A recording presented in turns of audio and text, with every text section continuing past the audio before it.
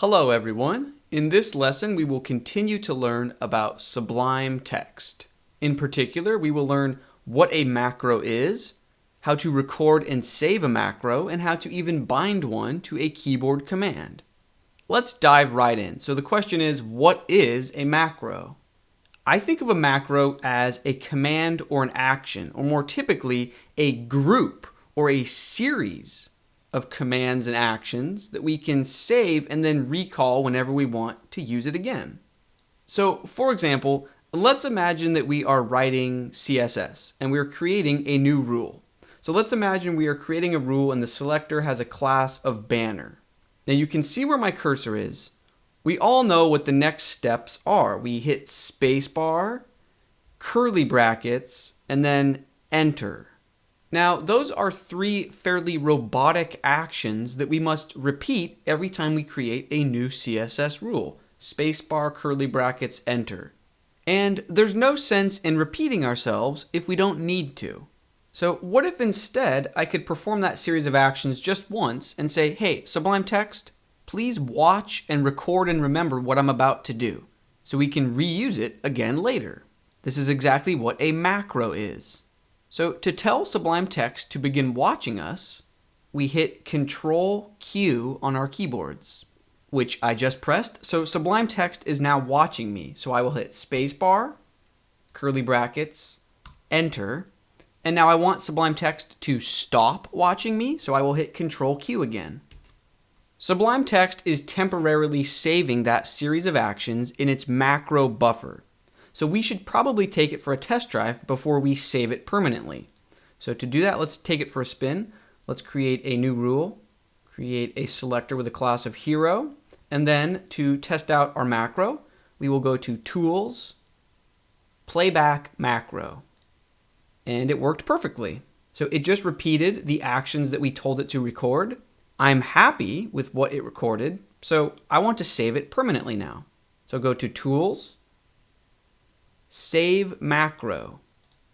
Sublime Text will automatically save this in the correct system folder, so I will name this New Curly Line. Make sure that it has an extension of .sublime macro, and let's save this. Now that we've saved our macro, even if we quit the Sublime Text application and come back tomorrow and relaunch the app, let's imagine we want to create a new rule. Sidebar. Go up to Tools, look under Macros. It will be under the User section, and here it is, New Curly Line. So I will click that, and there is our macro. All right, now many of you just raised your hands and started screaming at me, asking why would I bother clicking through this maze of a menu to click on something instead of just hitting a few keys on my keyboard, spacebar, curly brackets, enter. Well, I see where you're coming from, but now that we've saved our macro, we can bind it to a keyboard shortcut. And that is where things get truly powerful. And that's exactly what we are going to do right now. So we learned in an earlier lesson that to customize our key bindings, we look for the Preferences menu. On PC, that will be in the main Sublime Text menu. On Mac, it's under Sublime Text, Preferences. We are looking for Key Bindings User. All right, so we are familiar with this syntax a bit from an earlier lesson. So let's just copy one of the lines, be sure to add a comma, and then paste in a duplicate copy. Very quickly, I will hollow out the skeleton of this new line. Okay, so what keyboard shortcut do we want to trigger the curly bracket macro? I will go with Alt and Enter. Okay, and what do we want to happen when we push this keyboard shortcut? We want to run that macro that we just recorded. So the command will be run macro file, and we need to provide this run macro file command with an argument. So comma args colon, and the only argument that we need to provide is a path and a file name to our macro file.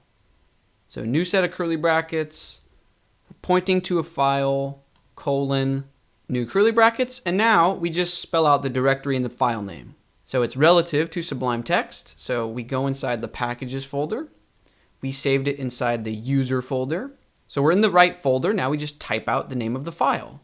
If you can't remember the name of the macro file, go to the Preferences menu and click Browse Packages.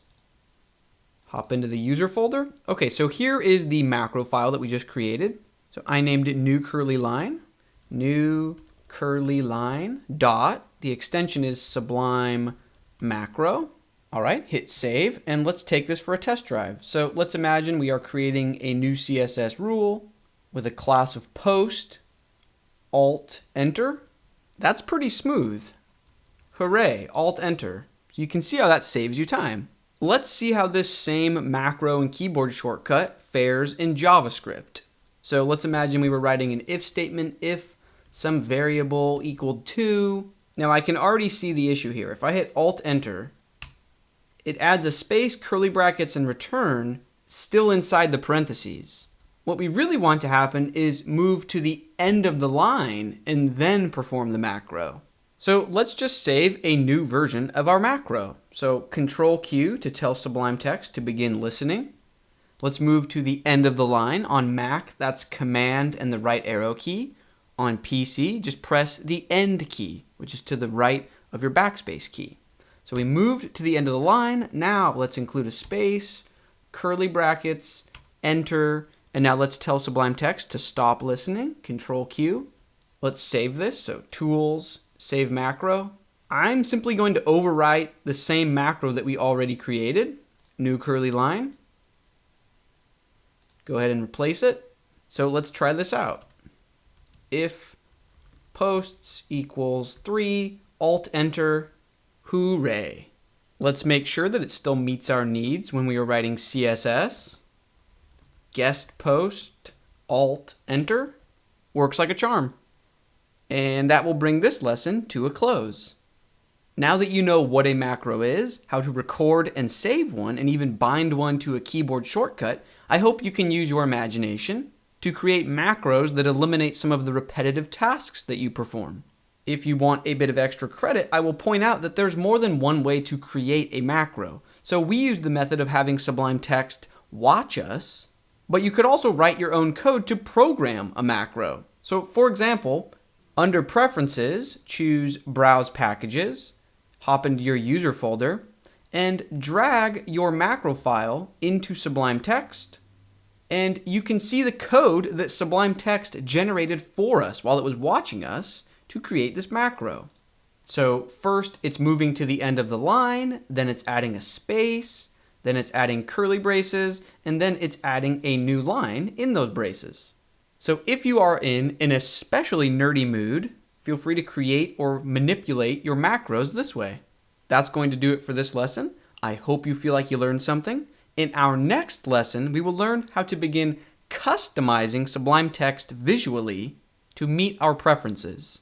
Should be a lot of fun. I will see you then. The lesson you just watched is a part of my web development workflow course. The course covers Sublime Text, Sass architecture and organization, Git, Grunt, Bower, and more, and we use all of this to build a modern website together. The lessons that are about a single tool will be available for free on YouTube, and the lessons where we really sink our teeth into something or see how 2 or 3 tools are coming together, or maybe write a bit of custom CSS or JavaScript together, will be part of the premium course. If you want to be notified when the premium course is released, you can sign up via the description for this video. Or if you're watching this video in the future, the course has been released and you can find a heavily discounted coupon code in the description for this video. Thanks for watching. Bye.